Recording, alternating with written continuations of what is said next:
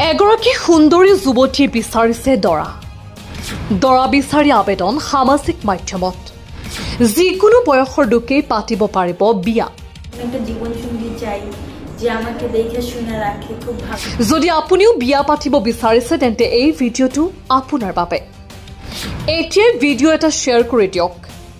21 বছৰীয়া এগৰাকী সুন্দৰী যুৱতী, মুখত মিচিকীয়া হাঁহি, পিন্ধনত সুন্দৰ পোছাক, মুঠতে দেখাত তাই ফাৰ্ষ্ট ক্লাছ। তথাপিও যুৱতীগৰাকীয়ে বিচাৰিছে দৰা। সৰুৰে পৰা খুব কষ্টত ডাঙৰ হৈছে তাই।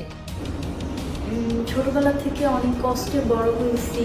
আম্মু পিতৃহীন যুৱতীগৰাকীৰ মাতৃ থাকিও নথকাৰ নিচিনা।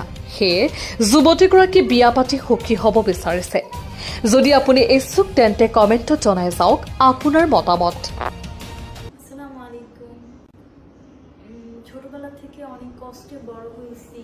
আম্মু ডিভোর্সি, বাবা থাকতেও নাই, মা থাকতেও নাই, অনেক কষ্ট করে বড় হয়েছি। এমন একটা জীবনসঙ্গী চাই যে আমাকে দেখে শুনে রাখে, খুব ভালো রাখে, বয়সটা কোনো ব্যাপার না।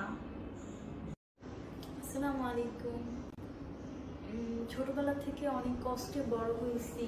আম্মু ডিভোর্সি, বাবা থাকতেও নাই, মা থাকতেও নাই, অনেক কষ্ট করে বড় হয়েছি। এমন একটা জীবনসঙ্গী চাই যে আমাকে দেখে শুনে রাখে, খুব ভালো রাখে, বয়সটা কোনো ব্যাপার না।